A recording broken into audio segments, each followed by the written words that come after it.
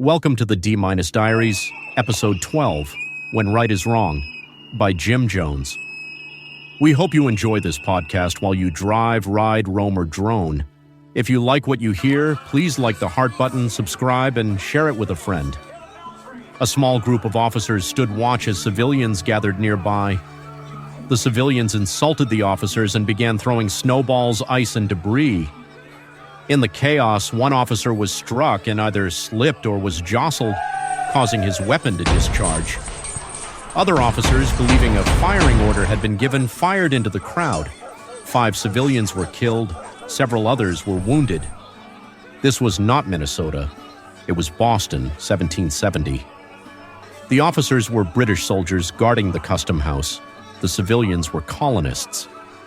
No one is entirely sure whether the first shot was accidental or reflexive, but once it cracked, the situation no longer belonged to reason or rights. Other soldiers fired, colonists fell. What history would later call the Boston Massacre was born not from a plan, but from fear, confusion, and a loss of footing. 5 people died that night. The legal arguments came later. The funerals came first. What happened next mattered as much as what happened in the street. Patriot leaders quickly seized on the incident and turned it into a powerful propaganda tool. Samuel Adams and Paul Revere portrayed the event as a deliberate, bloody massacre, stripping away the confusion, the crowd's role, and the uncertainty surrounding the first shot. Engravings, pamphlets, and speeches simplified the story into villains and victims, using the deaths to inflame public anger and rally support against British authority. The narrative hardened. What began as a chaotic street encounter became a symbol, and that symbol helped push the colonies closer to open revolt. The point is not really about British tyranny or colonial innocence. It is about how quickly a lawful presence, a hostile crowd, and a chaotic moment can turn deadly. It is about how fear compresses time, how judgment narrows, and how a single uncontrolled second can end lives. And it is about what happens next, how confusion hardens into narrative, how tragedy becomes a tool, and how facts blur, emotions stick, and a moment in the street is repurposed into something much larger than the people who fell there. Today we have the Constitution, which protects the right to protest through the First Amendment. That amendment guarantees freedom of speech and of the press, and the right of the people to peaceably assemble and to petition the government for redress of grievances.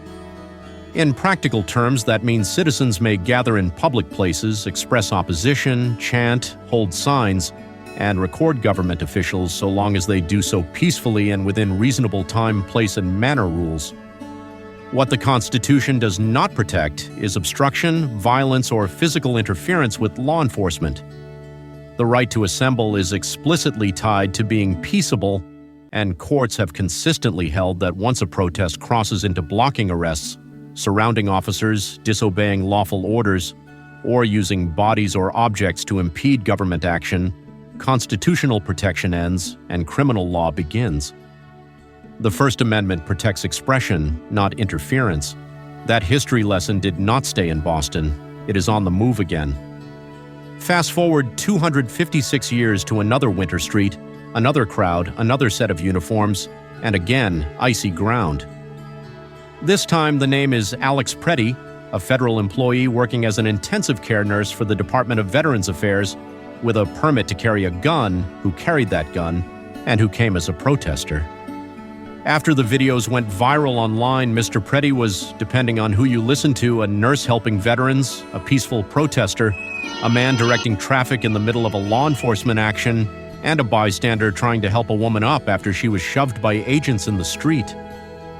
Days later, new videos surfaced showing Mr. Preddy in a prior confrontation with federal agents. He is seen moving toward them, spitting on them, and then kicking out the taillight of their SUV as it is leaving a scene. The agents stop, take him to the ground in a brief struggle, and then let him go. Although the footage is not crystal clear, it appears he may have had a gun in the same position on his belt during this encounter, but the officers still released him, and reports say he suffered a broken rib and went to a hospital for treatment afterward. About a week later, reports indicate that an encrypted group chat alerted members to an active federal operation at a specific location. and some accounts say Pretty was in that orbit. Whether the alert reached him directly through that channel or indirectly through someone else, the effect was the same. A call goes out, people show up. He responded.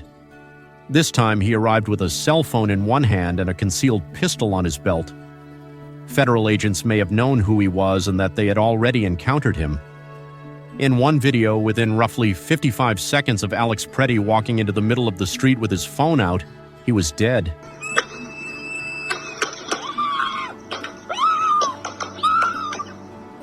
Just seconds earlier, 2 women protesters were on the sidewalk.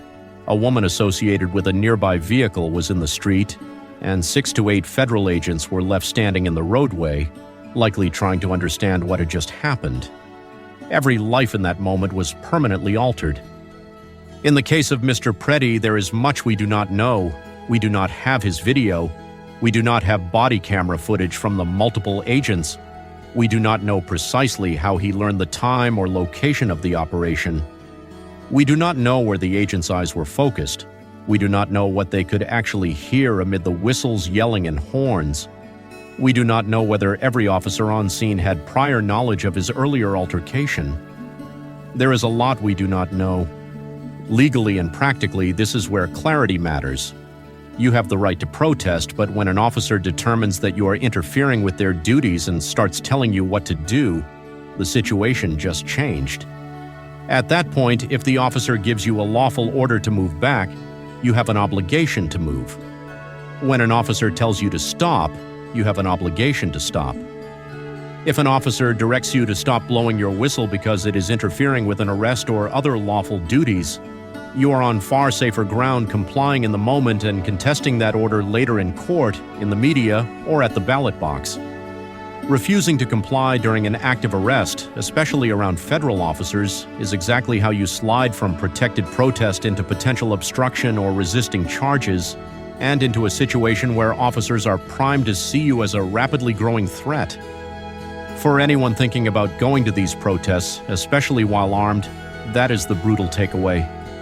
You can believe the operation is wrong, you can lawfully carry, you can film. But the moment you ignore clear commands and physically insert yourself into an arrest space with a gun on your belt, you are walking into felony territory and into a chaotic environment where one bad second can get you killed, even if the law later finds you were in the right. I learned this decades ago. When I was 18, I joined the Coast Guard. After basic training, I went to a ship and then to a shoot or don't shoot school. It was one of the most nerve-wracking experiences of my life. We ran scenario after scenario under dark conditions, with confusion by design. The rule was drilled into us relentlessly. You do not draw a weapon unless you see a threat, not a hunch, not fear, a threat. In one scenario, I worked a nighttime roadblock. A man jumped out of a car and reached into his jacket. My brain screamed gun. I drew my weapon. He pulled out a wallet. I did not shoot him. But almost simultaneously, a woman emerged from another angle and shot me. Training round? Lesson learned? We were taught never to shoot until a weapon was pointed at us. In another scenario, we were boarding a ship and clearing compartments. I opened a door and was met instantly with the barrel of a shotgun. I was dead. Afterward, the instructor told us something I will never forget. In real life, situations never repeat. The rule that saves you in one moment may kill you in the next. You are not training for perfection. You are training to survive chaos.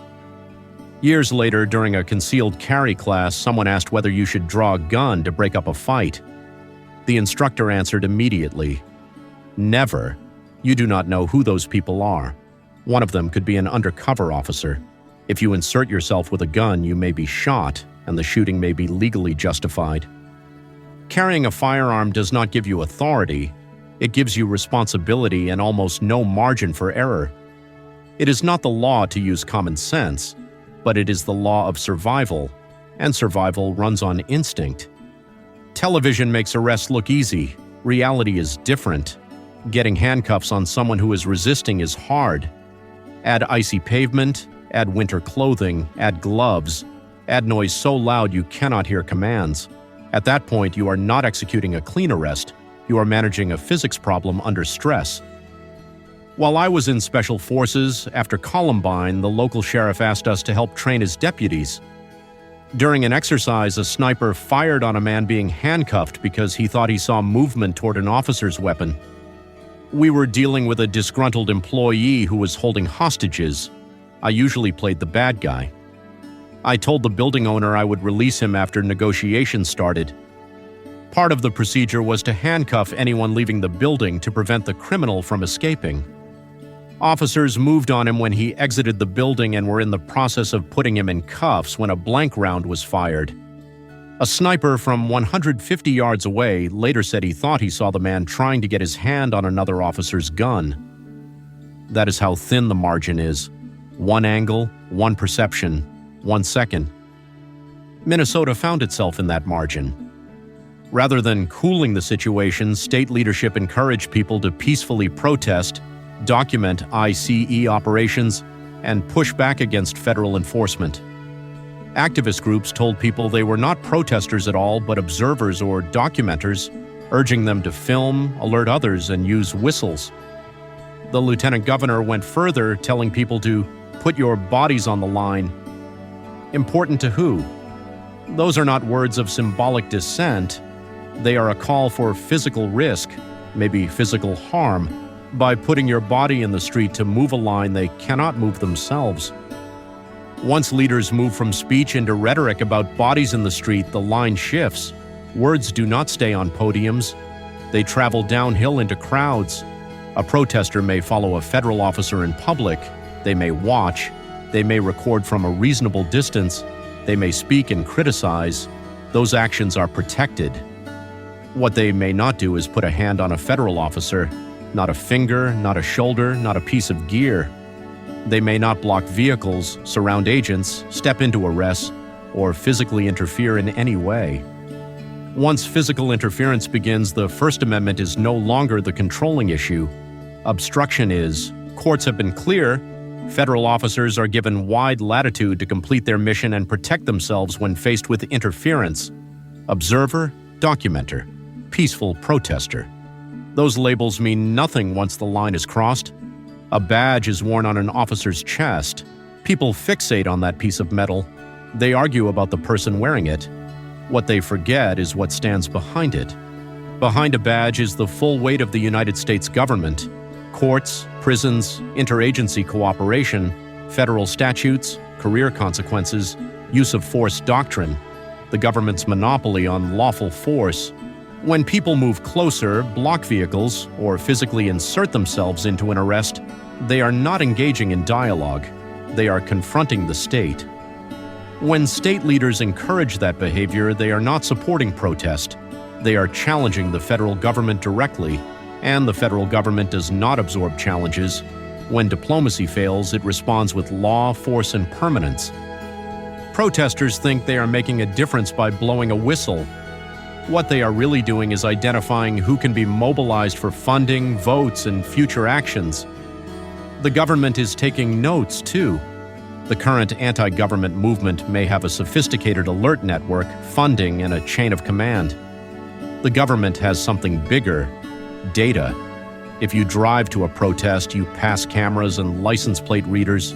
If you carry a smartphone, your location history can be obtained through warrants, including geofence warrants. Video is everywhere. Security cameras, body cameras, live streams, phone footage. Add facial recognition, tips, and transaction records obtained through legal process, and you get the modern reality. When governors, state and local officials, or group leaders instruct you to get there with your cars, phones, and cameras, they are setting you up, so smile for the camera. This is not new. This is not about Trump. These systems, techniques, and tactics have been evolving since 9/11 and were accelerated by the Patriot Act. They are the same kinds of tools deployed after January 6th, including in investigations of Trump's allies, and they are used in ordinary policing, from traffic stops to tracking cars and phones across a city, a state, or the country.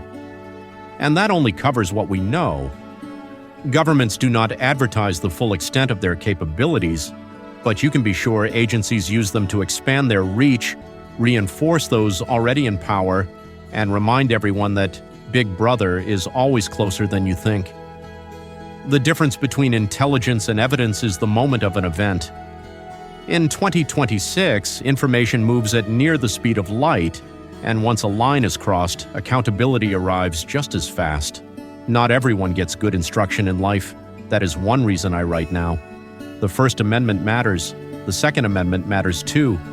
But a gun comes with a hell of a lot more responsibility than slogans ever admit. You have to know where you are. You have to know the laws where you go. You need to know exactly what to do if you are pulled over. You have to know the law and be competent with the weapon you carry. But most of all, you have to use common sense. And you damn well better know what to do if you find yourself anywhere near a protest. Better yet, do not walk into something you may not be able to walk out of. That is not a threat. It is a description. People obsess over round counts and calibers. It misses the point. My cousin asked me why they shot him so many times. I told her, does it matter?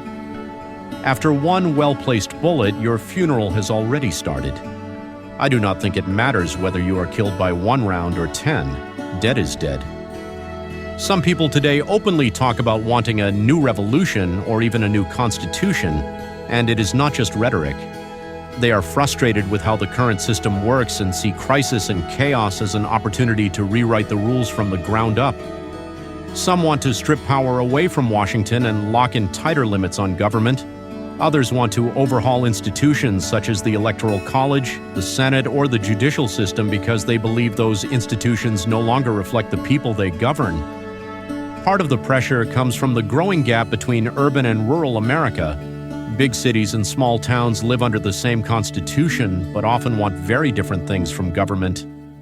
Some reformers argue the current system gives rural areas too much power, while others believe cities already dominate the culture and the economy. Different agendas, same instinct. Take a bloody, confusing moment in the street and turn it into a symbol big enough to justify changing who holds power and how. Every story I have told has the same lesson. Rights do not make moments safe. Good intentions do not cancel chaos. And sometimes on slippery ice, in the noise, under pressure, right becomes wrong before anyone can stop it. That is not politics. That is physics, fear, and blood. In every age, there are people who see chaos and blood not just as tragedy, but as opportunity, a chance to push for a second revolution or a new constitutional order. They turn messy human moments into clean symbols, just as patriot leaders did after the Boston Massacre. The hard question is whether any single killing, any protest that flirts with that edge, is ever really worth the price paid by the person who dies. Sometimes you can be right and still be wrong. Boston taught us this once already. When chaos takes over the street, rights become footnotes. History does not remember who was right in the moment, who had the biggest sign, or who blew the loudest whistle. It remembers who was left standing when the noise stopped. Authors note, it was not my intention to keep writing about current events, but in the last few pieces the stakes have been high and the emotions even higher. I was working on a new article about money, and it shifted into this because the urgency felt greater, and because if a few people share this, it may help them see more at play than video clips and talking points.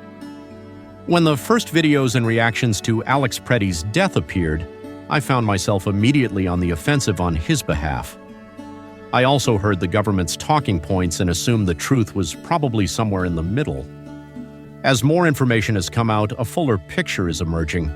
A man who seems by all accounts to have been kind and committed to service, but also someone with a fire in him that in this moment turned into anger, into a violent protester, and maybe into a man looking for a fight. That mix is not unique to him. A lot of us live on that same edge without ever stepping over it. Writing about fast-moving events as a one-man shop is hard. That is not your problem, it is mine. I write for myself and am grateful to put in the work and share it.